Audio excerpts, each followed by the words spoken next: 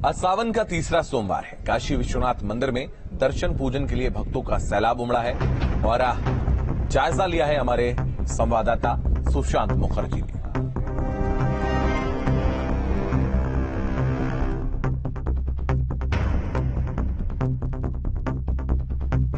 सावन का आज तीसरा सोमवार है। ऐसे में काशी विश्वनाथ मंदिर में दर्शन करने के लिए भक्तों का रैला जो है वो उमड़ा हुआ है। तस्वीरों में आप देख सकते हैं कि किस तरीके से 3 लेयर की लाइन है जो काशी विश्वनाथ मंदिर की तरफ दर्शन पूजन के लिए जा रही है। सावन का महीना जो कि बाबा भोले को अति प्रिय होता है, माना जाता है कि मात्र जलाभिषेक से ही बाबा प्रसन्न हो जाते हैं और इसीलिए हाथों में गंगा जल लिए हुए भक्तों का जो सैलाब है वो काशी में उमड़ पड़ा है। तस्वीरों में आप देख सकते हैं भक्तों के साथ साथ जो सुरक्षा व्यवस्था है वो भी मुस्तैद की गई है। लगातार हर एक पहलू को ध्यान में रखा गया है।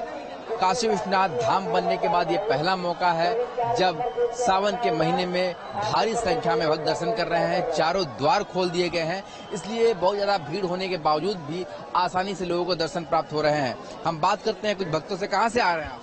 हम लोग सीधी जयपुर, पुरुलिया, वेस्ट बंगाल। कितने देर से आप लोग कतार में खड़े हैं? कितने देर से इंतजार कर रहे हैं? हम लोग 5 घंटे से खड़े हैं यहाँ पर। हाँ, 5 घंटे से खड़े हैं जी। हम लोग यहाँ से 3 बजे लाइन में लगे हुए हैं जी। नदी में से 2:30 बजे नहा करके। क्या मानते हैं कि आज इतने देर तक कतार में खड़े होने के बावजूद भी कोई तकलीफ नहीं है बाबा के दर्शन की? कोई तकलीफ नहीं है, बाबा के दर्शन में कोई तकलीफ नहीं है।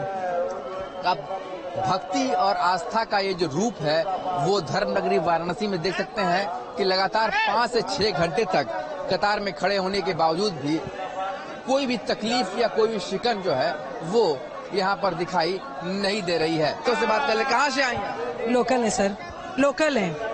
ये बताइए कि दर्शन प्राप्त हो गए? हाँ जी। किस तरह की व्यवस्था दिखाई दे रही है? बहुत बहुत ज्यादा बहुत अच्छी है, आज तो बहुत अच्छी है। सावन में बाबा को कैसे प्रसन्न कर रहे हैं आप?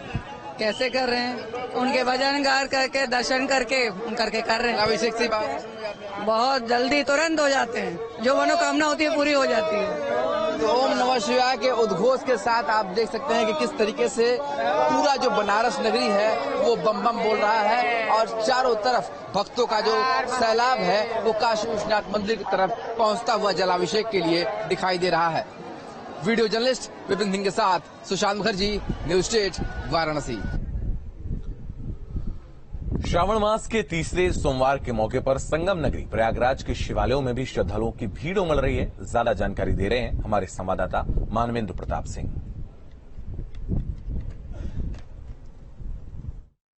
सावन के तीसरे सोमवार के दिन प्रयागराज के तमाम शिवालयों में भक्तों की भीड़ उमड़ी है। हम इस वक्त प्रयागराज के हनुमत निकेतन शिवालय में हैं। आप देखें तो यहाँ पर जो एक कतार में आपको 11 शिवलिंग दिखाई देंगे और ये माना जाता है कि सभी 11 शिवलिंग पर जलाभिषेक करने से, दुग्धाभिषेक करने से भगवान शिव प्रसन्न होते हैं और एकादश रुद्र कहा जाता है जो 11 शिवलिंग यहाँ पर स्थापित हैं और माना जाता है कि भगवान शिव पर जल चढ़ाने से वो प्रसन्न होते हैं। इसीलिए आपको यहाँ पर जो लोगों की भीड़ है वो देखने को मिल रही है। लोग अपनी बारी का इंतजार करते हैं, उसके बाद एक कतार में आकर के यहाँ पर भगवान शिव के सभी शिवलिंग जो यहाँ पर स्थापित हैं उन पर उनका जलाभिषेक करते हैं। अपने अपने तरीके से लोग अपनी आस्था का प्रकटीकरण करते हैं। कोई जल से अभिषेक करते हुए देखा जा सकता है, कुछ लोग दूध लेकर के दुग्धाभिषेक करते हैं, कुछ लोग दही से भी अभिषेक करते हैं, कुछ लोग घी से करते हैं। तो अपना अपना तरीका है। कुछ लोग गन्ने का रस भी लेकर के यहाँ पर आते हैं। तो भगवान शिव को प्रसन्न करने का ये सबसे उपयुक्त महीना माना जाता है। माना जाता है कि भगवान शिव सावन के जो सोमवार हैं या सावन का जो महीना है उस दौरान